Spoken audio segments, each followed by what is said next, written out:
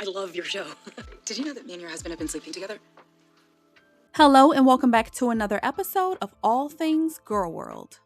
In today's video, we're discussing Season 1, Episode 1 of Being Mary Jane, and I'm sharing my thoughts and opinions on some of the moments that immediately stood out to me in the pilot episode.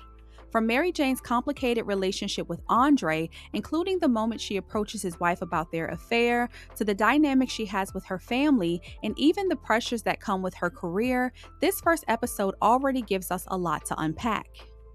Being Mary Jane is a drama series created by Mara Brock Akil that premiered on BET in 2013 and went on for a total of 5 seasons before its final season aired in 2019. The show stars Gabrielle Union as Mary Jane Paul, a highly successful television news anchor. Now, this is actually my first time watching the show, and I'm currently still in Season 1.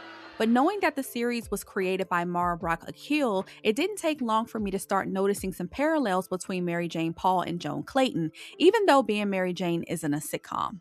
Mara does a really great job telling the story of the sophisticated Black woman who appears to have it all on the surface. We're talking about women with successful careers, financial stability, beauty, style, and respect in their professional fields. But at the same time, they still long for love and a family, all while carrying the emotional, mental, and often financial weight of the people around them.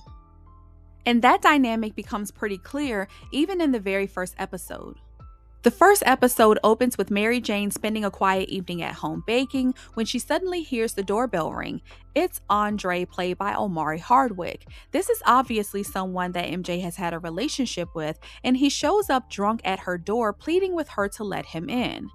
My assumption is that he must have been in the doghouse with her because she hadn't heard from him in a while, and we later find out there was actually a pretty major reason for that. After she lets him in, the two end up sleeping together and he spends the night at her house. The next morning, he even tells her he loves her.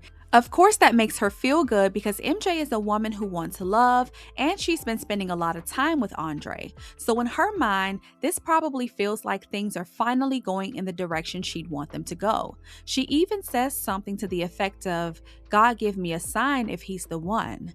However, unbeknownst to her and to me, Andre is actually married. MJ does the right thing when she finds out and immediately kicks him out. Of course, she's hurt, but in my opinion, she does allow that hurt to cloud her judgment a few times throughout the episodes I've seen so far. For example, MJ was out one day and happens to spot Andre's wife Avery headed into a nearby store. Now, she already knows what Avery looks like because after finding out he was married, MJ had gone to her friend's store